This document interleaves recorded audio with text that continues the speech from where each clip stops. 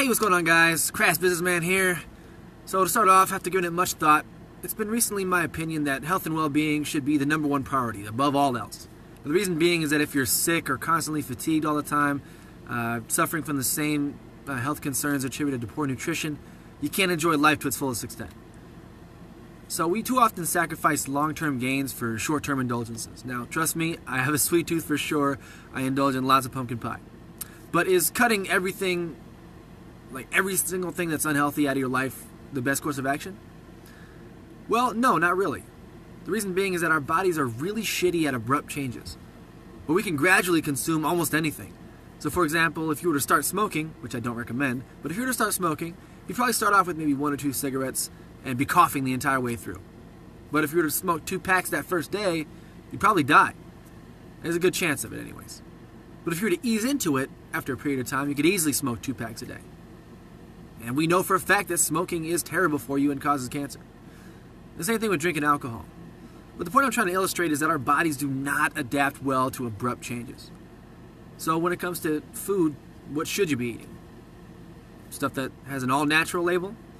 Well, if you've seen my last videos, you know that that's a crap notion, a nonsensical label, really. Not saying that natural foods aren't good, it's just the term natural is not really true, in a sense. So should we stay away from processed foods? Well, first of all, what's the definition of processed foods? Well, food processing is any deliberate change in a food that occurs before it's available for us to eat. It can be as simple as freezing or drying food to preserve nutrients and freshness, or as complex as formulating a frozen meal with the right balance of nutrients and ingredients. So an article from the International Food Information Council has said that these are some examples of processed foods. Canned and frozen fruits and vegetables, packaged foods labeled natural or organic, such as cereals, fresh meat and poultry, and jarred baby foods, foods with health and nutrition claims on the label, such as may reduce risk of heart disease, low in fat or high in calcium, foods that are fortified with nutrients, such as fiber, vitamin D, omega-3 fatty acids, foods prepared in quick service and fine dining restaurants, cafeterias, food courts, sports arenas, coffee shops, and other locations. So in other words, any foods that require any process during preparation. That's a lot of fucking foods. And the bad feeling that we associate with the term processed foods is an attempt at demonizing big corporations because they're obviously all evil, right? Here's a hint. No, they're not. I often hear this argument made. Well, I can't pronounce half the ingredients they have in this, therefore it must be bad. Well, what if I told you that I slipped some dihydrogen monoxide into your chicken soup? Would you be worried?